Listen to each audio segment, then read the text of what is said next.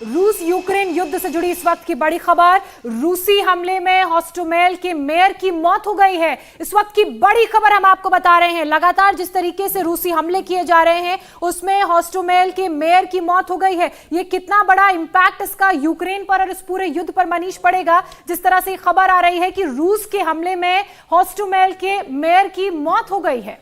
ये उनका नाम यूरी प्रिलिप्को है और वो वहां के हेड ऑफ द स्टेट हैं, हेड ऑफ द एरिया हैं।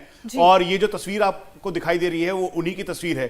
दरअसल जब इस तरीके के हमले हो रहे हैं, हॉस्टोमेल इसलिए भी बड़ा इंपॉर्टेंट है क्योंकि यहां पर इंडस्ट्रियल हब, साथ में एंटोनोव और उसके अलावा स्ट्रैटेजिक लोकेशन के तौर पर यहां पे एक एडवांस लैंडिंग ग्राउंड था। इसको पूरी तरीके से इंटैक्ट करने के लिए रशिया ने यहां पर बहुत ज्यादा अटैक किया। और आपको ध्यान होगा, थोड़े दिनों पहले एक तस्वीर आई थी जिसमें मी-24 हेलीकॉप्टर जिस जवान ने उसे फॉल डाउन किया था, जिसे गिराया था इगला के द्वारा, उसको शाबाशी देने के लिए खुद वहां पर गए थे और वो तस्वीरें बहुत ज्यादा वायरल हुई थी और सब जगह थी। और रशिया ने, आप ये समझ लीजिए कि स्ट्रैटेजी के तहत ही इनके लोकेशंस को पिन पॉइंट किया और फिर उसके बाद इन्हें एलिमिनेट किया है। तो ये इसमें सबसे बड़ी बात यह है कि फर्स्ट एडमिनिस्ट्रेटिव ऑफिसर है जो इसमें हताहत हुए हैं। खासकर एक मेयर के तौर पर अगर देखा जाए, हॉस्टोमेल एयरबेस है, बाहरी इलाके में है, इंडस्ट्रियल हब है, एंटोनोव का बेस माना जाता है। और सबसे बड़ी बात यह है कि अगर एडमिनिस्ट्रेटिव ऑफिसर्स का इस तरह से मौत होना, तो एक संदेश यह भी है कि अब इंटेंसिटी बढ़ रही है।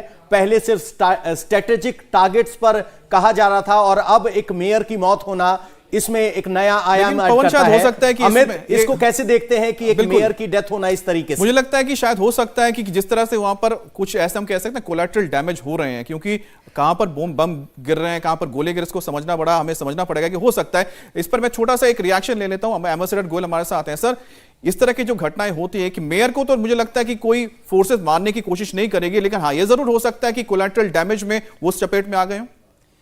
देखिए, अगर मेयर साहब जब वहाँ पर एक मिसाइल से एक रशियन हेलीकॉप्टर को गिराया गया और उसके बाद वो खुद वहाँ पहुँचे बधाई देने के लिए, तो बात यह है कि जो मेयर हैं वो कम्बैटेंट है या नॉन कम्बैटेंट है? नॉन कम्बैटेंट वो नहीं। देखिए, कोई भी लीडर, जेलेंस्की को आप क्या कहेंगे, वो कम्बैटेंट है या नॉन कम्बैटेंट है? अभी तो कम्बैटेंट कोई भी लीडर, पॉलिटिकल लीडर जो कि वॉर को एक्टिवली सपोर्ट कर रहा हो, बिल्कुल, और वो कम्बैटेंट में माना जाएगा। गोयल साहब, ये भी जानकारी मिली है कि जो लोग घायल हुए थे वहां हमले में रशियन फोर्स के, उनको राहत की सामग्री वो बांट रहे थे, ह्यूमैनिटेरियन एड बांट रहे थे। उस दौरान उन पर और उनके 2 कॉमरेड्स पर यह हमला हुआ जिस दौरान उनकी मौत हुई है। इसी बीच इस तरह की अपडेट लगातार हम आप तक पहुंचाते रहेंगे। इस हमले की और जानकारी आप तक पहुंचाएंगे। इंडिया टीवी हर वक्त हर जगह डाउनलोड करने के लिए सर्च करें India TV news Google play store या ऐप स्टोर पर।